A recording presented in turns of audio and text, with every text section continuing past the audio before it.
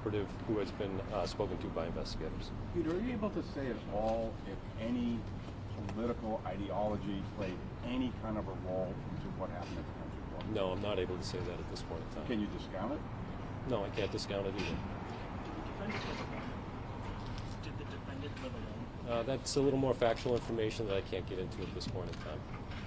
Peter, can you just give us some perspective on, a lot of people are just wondering what may have happened. Can you kind of put this case into some perspective of how it unfolded? I mean, this gentleman walks in and he's shooting people, and then he's saying these things. But can you kind of give a sense of what it is based on what your investigation has found so far? Yeah. So again, you're going into the details of the crime.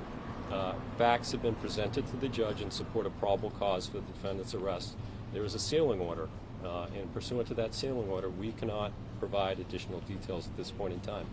To the extent we can, and we expect to do so after indictment, and that's when the investigation should be completed, we can share further information. But at this point in time, again, we don't want to in any way interfere with the integrity of the investigation that is still active and still ongoing. Were the victims targeted, or were these all random shootings? That's still being investigated. We have no evidence of that. No evidence of what? Of targeting. So these were random shootings at this point, you believe? I believe so. He just came in and started shooting anybody.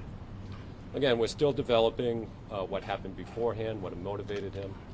And then can you just talk about the role of the patrons, Good Samaritans that jumped into action to stop the shooter from hurting anyone else? Yeah, I can't go into details factually as to what happened, but I think the Attorney General addressed this in a news conference yesterday, that there were civilians who acted selflessly and heroically, and more lives likely would have been lost, and more people would have been injured if not for the selfless acts of citizens like yourselves. Peter, this case is getting so much attention beyond our area because of the quote that he made, the statement, "Free Palestine," as he was making his getaway. I know you can't get into motive, and this is all still under investigation, but how much weight should people who are paying attention to this time in our country, how much weight should we be giving that or any other statement that he said during this event? Well, I think that's a political question that goes beyond my job as a prosecutor. I think the Attorney General addressed some of this yesterday, and I really don't have anything to add beyond that. Thank you. There are no further questions?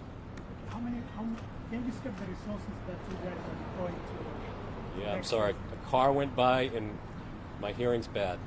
Can you describe the resources that you guys have deployed to make sense of this case? Yeah. So Nashua Police is a fully capable police unit, and they've been doing an extraordinary job.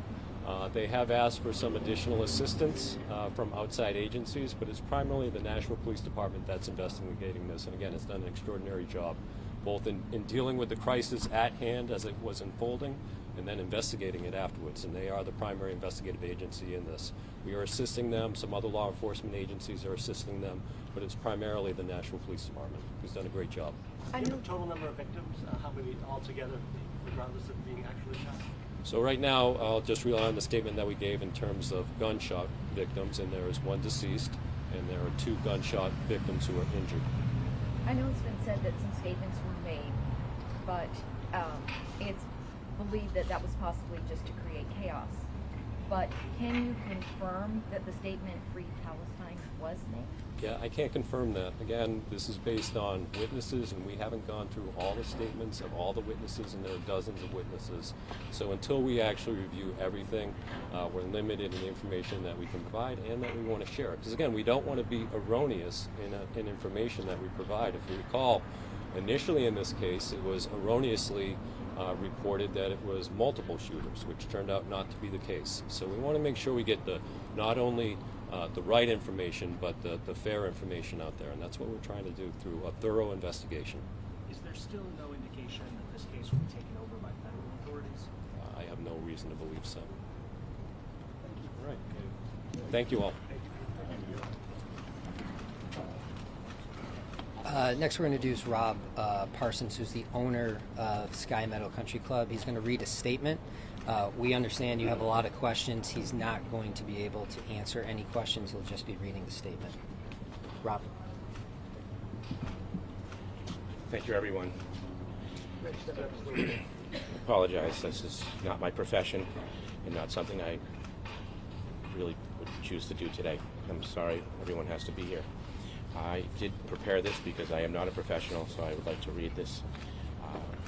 I'd also like to I'd like to ask for, I'm not going to be taking any questions. I know there are so many, but I need the Attorney General and the department to completely facilitate their investigation thoroughly. I don't want to impede it with any questions. And Sky Meadow is not just my business, it's my home. I have employees to think of, I have my members to think of, but it's also where I live, and they're my neighbors. I lived there for 20 years prior to buying Sky Meadow Country Club. So this is my home.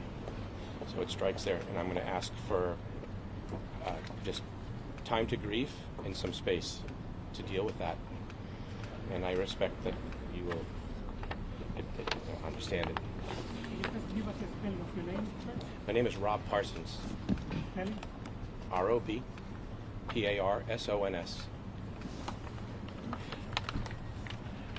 You already broke the questions. My name is Rob Parsons, and I am the owner of Sky Meadow Country Club. I'm reiterating, I won't be taking any questions, but I'm here to read a statement on behalf of Sky Meadow, followed by a message I've been asked to deliver from Charlene DeCesar, Robert's wife, Michaela's father. I, along with everyone within the Sky Meadow Country Club community, am heartbroken over the tragic event that unfolded Saturday night. This was the heinous act of a coward who will be held accountable for what he did. To the DeCesar family, there are no words to express the pain and sorrow you and our community are feeling over Robert's murder. He is a hero. To our very own employee, Steve, and another guest who was shot and are recovering, and to countless others that were impacted, we're here for you and your families always. We are profoundly grateful for the courageous efforts of the patrons and employees who acted selflessly to prevent further tragedy. There were many heroes that night. We also extend our deepest appreciation to the Nashua Police Department. I can't say enough about them. They've acted swiftly. I can't say enough about them, that's all I can say. We also extend our deepest appreciation to the National Police Department, as I said, New Hampshire Attorney General's office, and the multiple other law enforcement agencies whose swift action led to the perpetrator's capture within minutes. And to the first responders who cared for the victims, our heart goes out to you, and we're very thankful. From the first moments of this incident, we have worked closely with law enforcement, and we will continue to do so for many days ahead, many long days.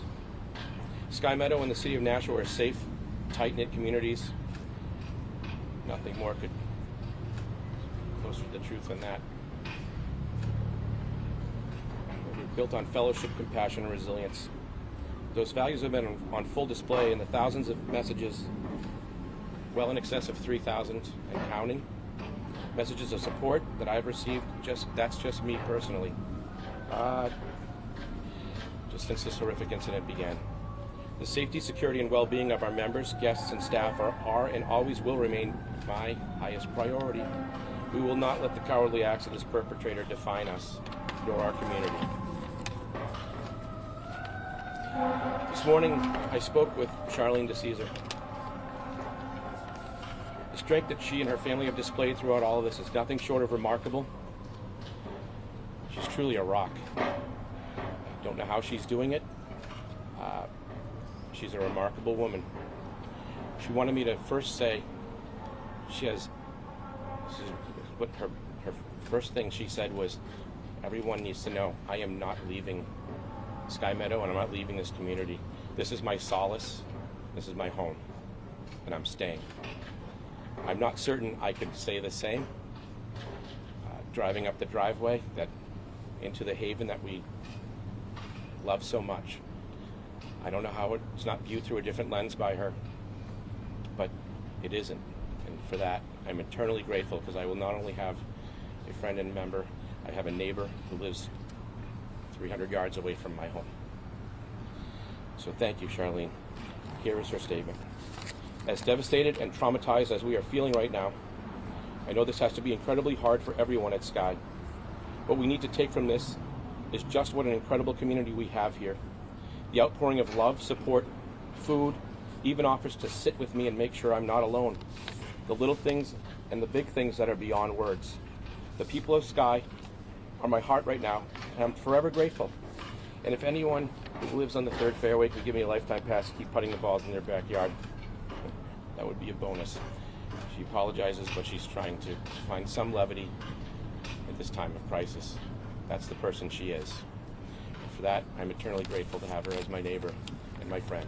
And with that, once again, I know it's very hard and it's your job, but I'm going to ask that you please grant me that wish to just travel to my car without any questions. And at some point, I will do this again if I can, when the time affords it, when it's allowed. And I'll answer any questions that anyone has. But this is not the time, as it's an ongoing investigation.